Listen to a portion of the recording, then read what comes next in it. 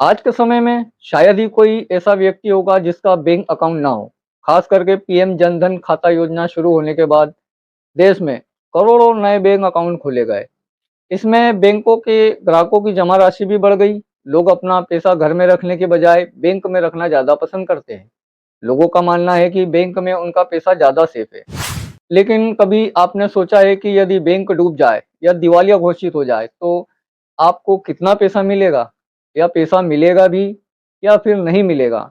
अगर कोई बैंक डूब जाता है तो ऐसी स्थिति से निपटने के लिए बैंक ग्राहकों की जमा पूंजी पर इंश्योरेंस कवर देते हैं, जो 5 लाख तक का होता है।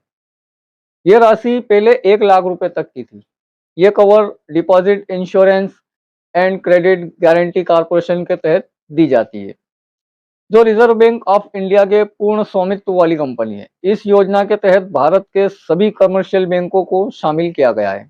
मतलब कि इसमें 5 लाख के इंश्योरेंस की गारंटी मिलती है, लेकिन सहकारी समितियों को इसमें नहीं रखा गया है। लेकिन डीआईसीजीसी के तहत मिलने वाले इंश्योरेंस पर अधिक से अधिक 5 लाख रुपए की राशि ही मिलेगी, जिसमें मूलधन और ब्याज सभी शामिल होंगे।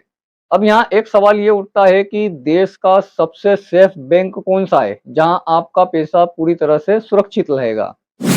इसी तरह की हेल्पफुल वीडियो देखने के लिए आप मेरे चैनल टेक्निकल बाबू को सब्सक्राइब जरूर करें। वीडियो को एंड तक देखें। वीडियो पसंद आए तो वीडियो को लाइक और अपने दोस्तों में शेयर जरूर करें। लेकिन क्या आप भारत के 3 ऐसे बैंकों के बारे में जानते हैं जो न कभी डूबेंगे और ना ही सरकार कभी उन्हें डूबने देगी? मतलब इन बैंकों में रखा पैसा बिल्कुल सुरक्षित है, सेफ है। भारत के सबसे सुरक्षित बैंकों में एक सरकारी और 2 प्राइवेट बैंक शामिल हैं।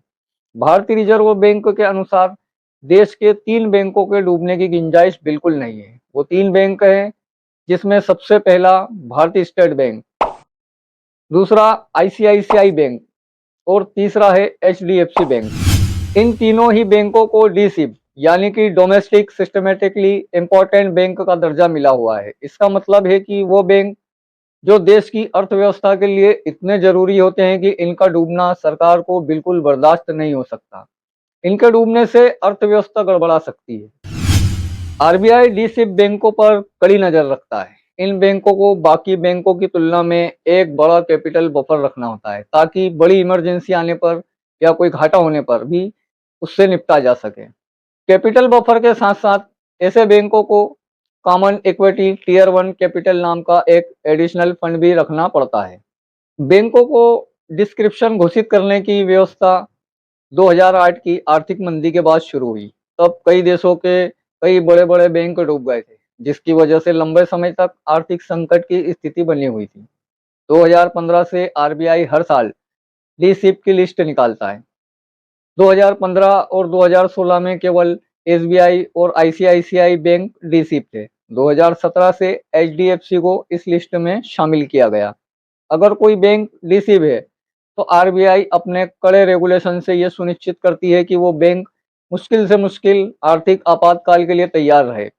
रिजर्व बैंक ऑफ इंडिया देश के सभी बैंकों को उनके प्रदर्शन और कस्टमर बेस के आधार पर सिस्टमेटिक इंपॉर्टेंट अंक देता है।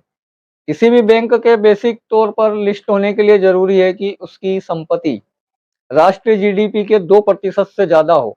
बैंक के इम्पोर्टेंस के आधार पर डीसी को 5 अलग अलग बजट में रखा जाता है। बकेट 5 का मतलब सबसे ज्यादा इम्पोर्टेंट बैंक, वही बकेट 1 का मतलब कम इम्पोर्टेंट बैंक। अभी एसबीआई बकेट 3 में है, जबकि एचडीएफसी और आईसीआईसीआई बैंक बकेट 1 में है। इसी तरह की हेल्पफुल वीडियो देखने के लिए आप मेरे चैनल टेक्निकल बाबू को सब्सक्राइब करें। वीडियो पसंद आया हो तो वीडियो को लाइक और अपने दोस्तों में शेयर जरूर करें।